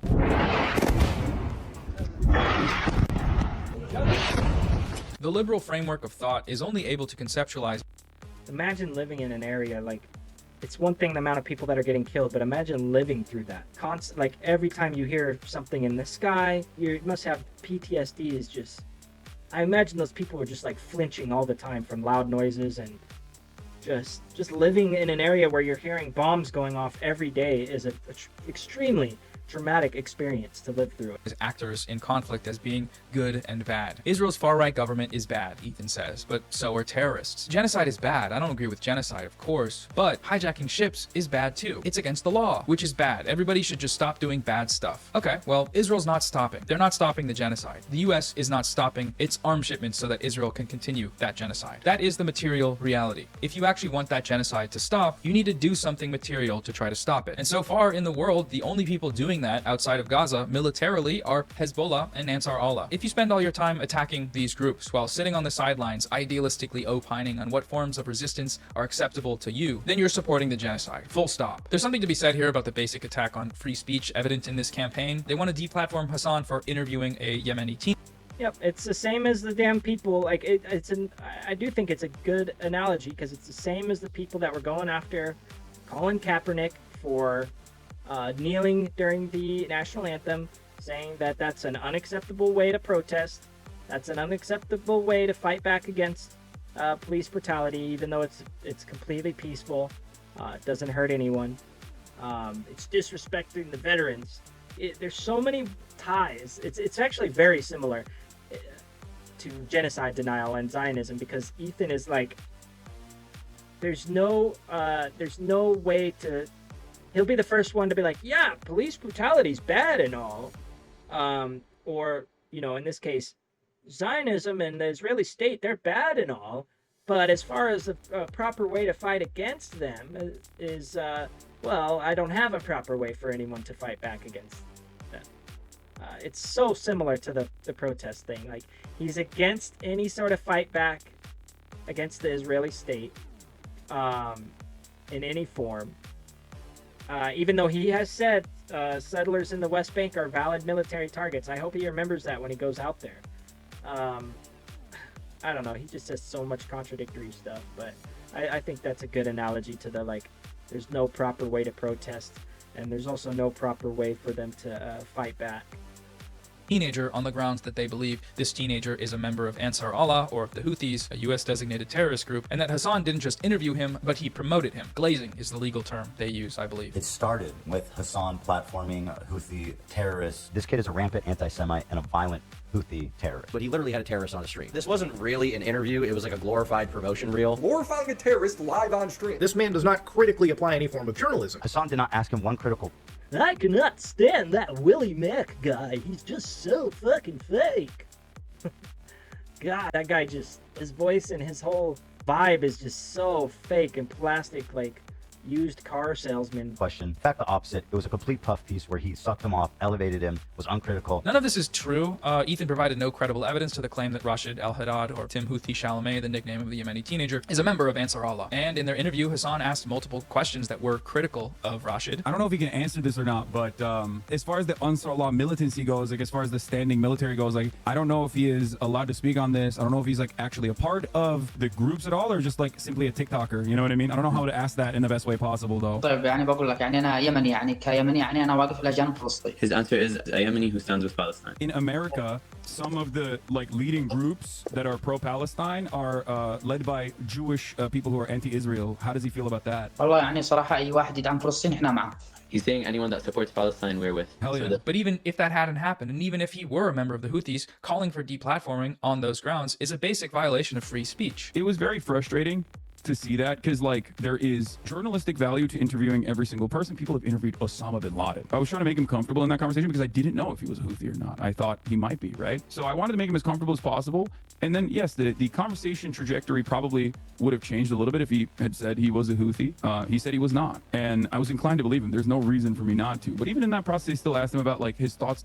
Yeah, exactly. The whole tone of the conversation would have gone to a different place if the dude started saying anything anti-Semitic. Like, Ethan's just a liar. And that guy said his heart goes out to anyone that's pro-Palestinian. He said he's not a Houthi. He said he's a Yemeni. If he would have said something anti-Semitic, that Hasan wouldn't have gone along with that. And he probably would have either did the interview or asked him some questions like, why do you hate these people? Or what is your reasoning? And at least get more of the perspective, but in a, like, glazing way. But the fact is, the kid seemed like a really nice kid. He just happens to be born in a place where there's people living that have been genocided themselves and that the U.S. has designated a terror group. But it doesn't mean every person in the region is a terrorist. That's just Islamophobia. It's just bigotry. There was no reason to say anything mean to that kid. There was no reason to treat him like a terrorist. He was interviewed by the AP. It wasn't a hostile interview either. So, I mean, are we calling the AP terrorists as well? Of course they're not doing that, because that's not part of the Hasan Hate Club plan. on Jewish people, anti-Semitism, and the like. They wanted to deplatform Hasan for watching an Ansar Allah music video on his stream. They claim that this is terrorist promotion, watching unfettered terrorist propaganda, as they claimed. But the question here is, what level of denunciation and condemnation would be required during Hasan's viewing of that video in order for it to clear the bar of a valid viewing of a piece of political media? The mere existence on the screen of a video from the Houthis is enough to trigger that post-9/11 war on terror response in the American viewer, to the point that they're willing to just call for his banning for making such violent and evil threats like Yemeni people are a musical people, or these songs function as an act of resistance against the US-backed Saudi genocide. Instead of terrorist propaganda, let's call it musicals. They do musicals. Instead of violent jihadists, let's call them musically talented people. They're very musical people. It is precisely this line of argument that the US government and the Trump administration have taken. Such a horrible person for calling the Yemeni people a musical people. And again, you have Ethan just grouping all the Yemenis as terrorists. All I see is bigotry and Islamophobia from Ethan. I'm not seeing a terrorist or terrorist supporter from Hasan. That's just not the point that he's proving. When it comes to the illegal kidnapping and detention of Palestinian Is this Hasan activist back Mahmoud here? Khalil, he is not charged with a crime. He is being silenced for his speech on the grounds that it constitutes terrorist promotion. As this sort of terrorism is a threat to U.S. national security, according to the U.S., this is grounds for detention. The terrorism in question here is, of course, advocating against a genocide. Whether it's the U.S.-backed genocide of Palestinians in Gaza or the U.S.-backed genocide of the people of Yemen through its crippling blockade that has resulted in the starvation of hundreds of thousands of people, or its indiscriminate bombing campaign that has killed tens of thousands more. In both of these places, the justification is fighting terrorism. When the US-backed Saudi coalition blows up a school bus full of school children, the justification they use is that they were targeting the Houthis. It was an attack which drew international condemnation and left the parents of 40 children crying over their graves. Initially, the Saudi-led coalition claimed the attack was a justified military operation. It was targeting Houthi leaders.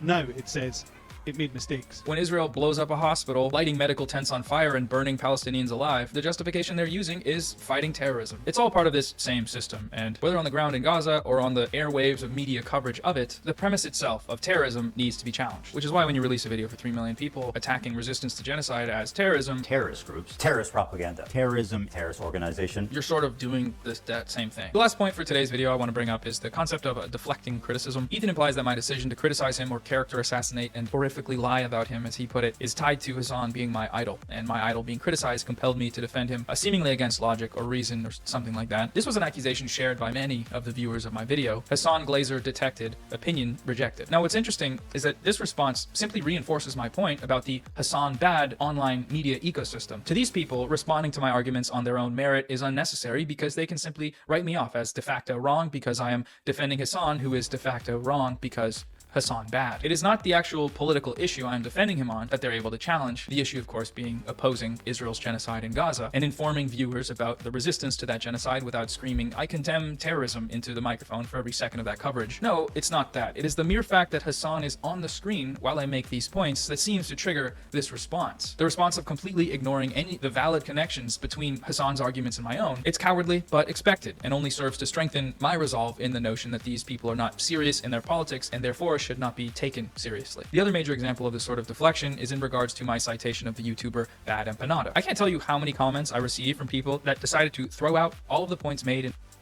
These people do is they attack based on ad homs. It's all based on Hasan bad, Bad Empanada bad, people I don't like not good, all their information no good. You have to address the substance of the criticism, and I think we need to have some aggressive people on our side. So engage with the information or just admit that you can't.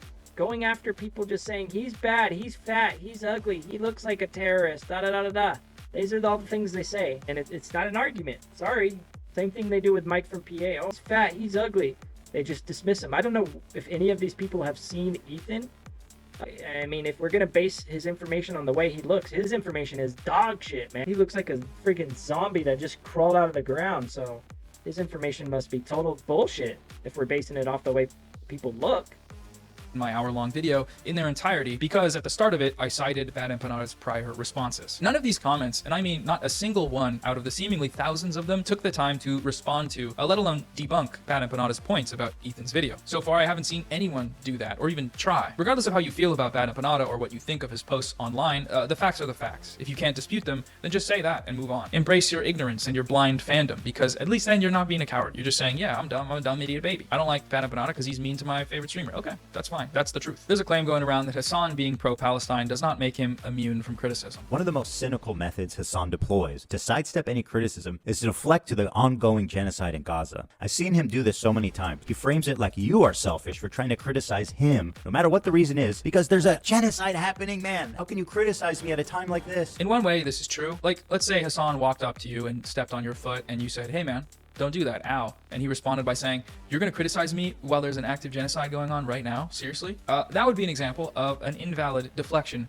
from criticism. However, when the criticism in question is related to Hasan's support of Palestinians and advocacy against their genocide, and the criticism is coming from people who do not support that cause, then yes, it makes him immune. He doesn't have to take that criticism seriously because it's coming in bad faith from people who are not allies to his cause. If criticism is coming from parties who have no stake in or solidarity with the mission of Palestinian liberation, these criticisms are irrelevant. They are beneath consideration. The people who levy these criticisms do not talk about politics until it's time to make a Hasan bad video. This is the case with all of the slop tubers who shared the smear campaign. Ethan here might argue that he does have a stake in the pro-Palestine movement, as he has referred to himself as a stalwart ally to this cause. I've been a stalwart supporter of the Palestinian cause for many years. This raises some questions, you know.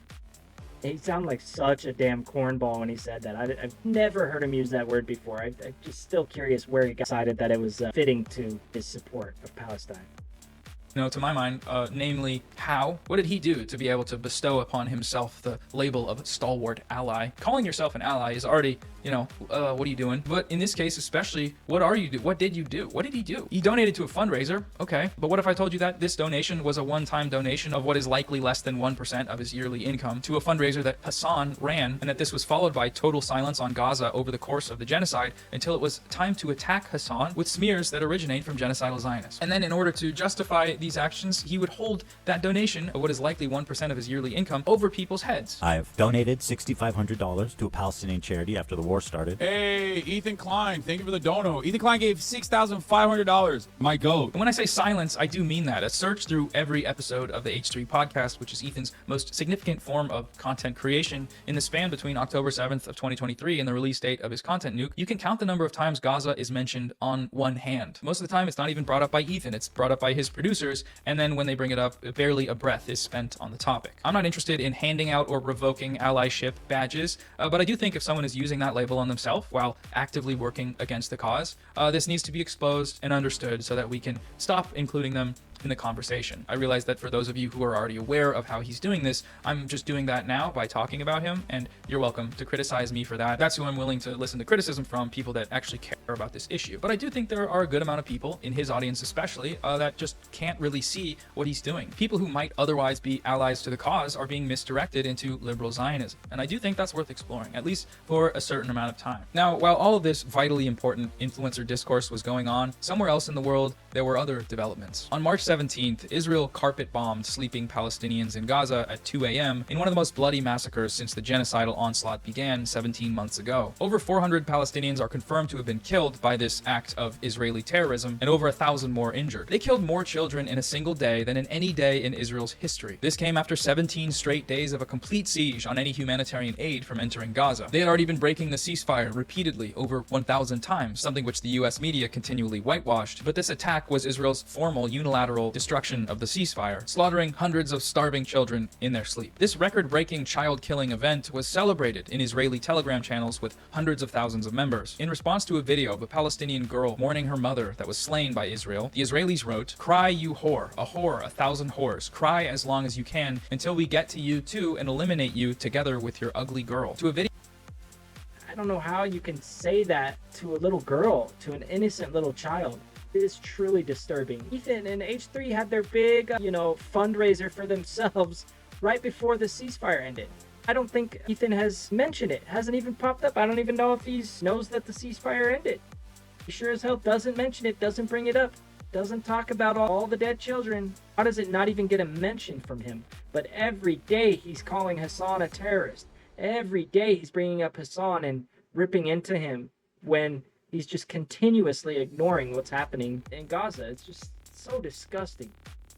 Video of a child in Gaza collecting his parents' remains, someone replied, "A young piglet vigorously collects hot and fresh litter to break the fast." The very next day after this massacre, Israel blew up a cancer hospital, the Turkish Friendship Hospital, the only hospital in Gaza specializing in treating cancer patients. They just blew the entire building up. It's rubble now. The IDF said that the hospital was a Hamas compound, but it was actually an IDF compound. They raided it at the start of the genocide, kicked everyone out, and have been using it as a military base for the past 16 months. If we're gonna make this about good and bad, generally speaking, the people blowing up cancer hospitals are not the good guys. So if this is what's gone on in the first 3 days of Israel's full breaking of the sea, This is the type of shit that people like Destiny will just dismiss offhand.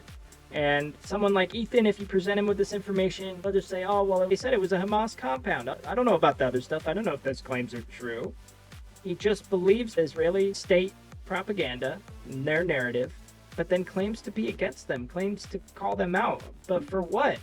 If you're taking their side and believing everything they say and not believing everything that comes out against them, how is it that you're against them? I just want to honestly know specifically, what are you upset with the Israeli government for? What are you upset with the IDF for? Are you actually upset with them? You need to specify what they've done, because you seem to just be denying everything they do.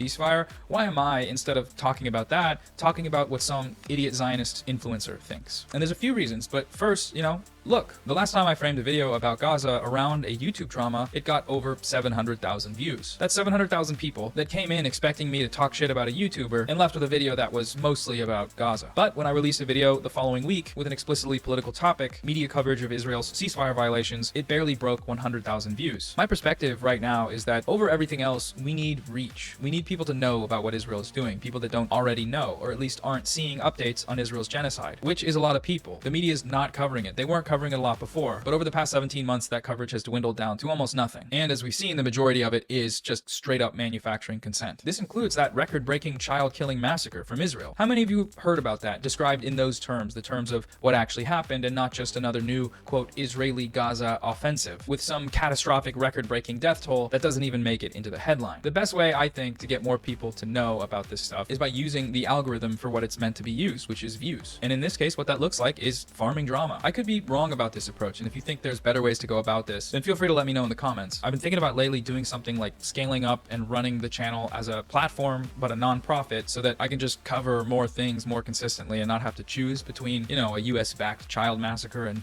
Ethan Klein. But until then, it's going to be a bit of a mixed bag. Regardless, it doesn't matter what you think of these creators. It's not about them. It's not about anyone being good or bad, or what your YouTube subscription feed says about your morals. It's about a genocide that's happening right now, that's unfolding in front of our eyes, and that most of our countries are actively supporting. If these creators are giving people rhetoric to support the genocide that's happening, then we need to talk about that. That's something we need to discuss, especially if that person is claiming to be an ally to the cause. And if other creators are fighting against it, then that's worth talking about too. If they're providing historical analysis and breaking down propaganda that's being used for the genocide, or giving an honest voice to its resistance, then that content is important and should be shared and supported regardless of how you feel about the individuals involved. Unfortunately, we're sort of stuck in a media ecosystem that cares far more about influencer drama than it does about Palestinian lives. Part of the effort here is an attempt to steer that media ecosystem and the consumers existing inside of it towards being more aware of their plight, towards Yeah, I mean, this is something that I've been battling with myself. I don't feel like it's my goal to be like a drama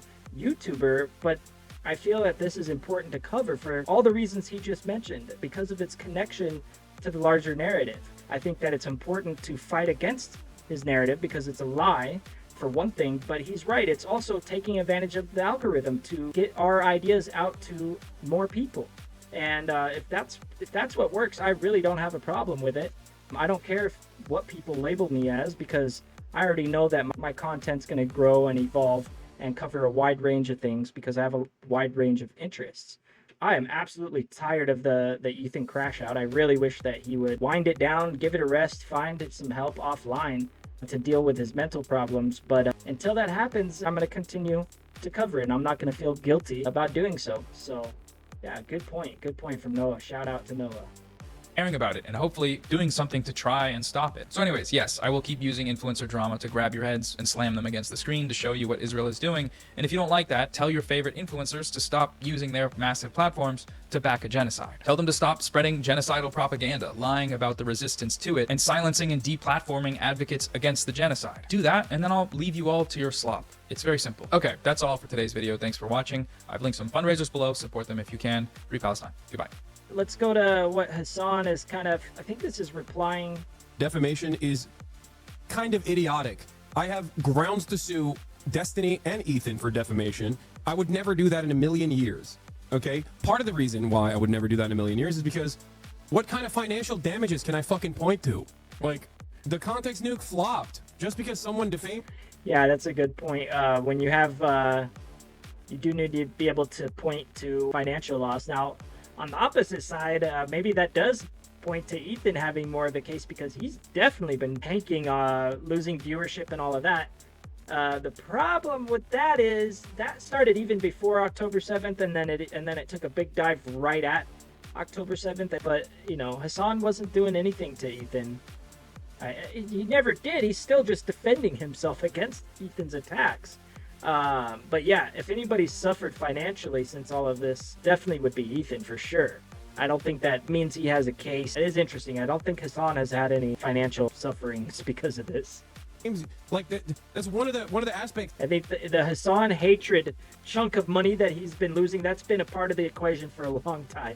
He's just doing so well. The Hasan hate, it's a minimal amount that it affects his financials. Next year is just like what are you supposed to do? What are you supposed to do? Since his context nuke didn't fucking work, he's been brigading everything that I've that I've been a part of, literally calling out journalists that have interviewed me even before the video came out, constantly telling people like, how do you engage in talks with a person who is like a rape denialist or whatever. I don't know, just like ridiculous shit over and over again. Stop saying you won't sue them. Why do you lay yourself fucking prostrate in front of fascists? Because I'm not a bitch. That's number one. And number two is I also understand how defamation suits work. Okay? For the most part, Ethan's lawyers, I think, are just farming him for money by saying, yes, King, there's definitely something we can get out of here. Kind of how Ryan Kavanaugh's lawyers have farmed Ryan Kavanaugh, seemingly. Law student here, the Supreme Court set a very high standard for defamation suits against public figures on matters of public concern. You would have to prove that no statements were made with knowledge of their falsity or reckless disregard for the truth. This actual malice standard is a very high threshold to meet. Yes, law student here is correct.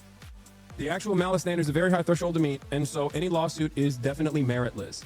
There also needs to be like what are the material damages that you can show?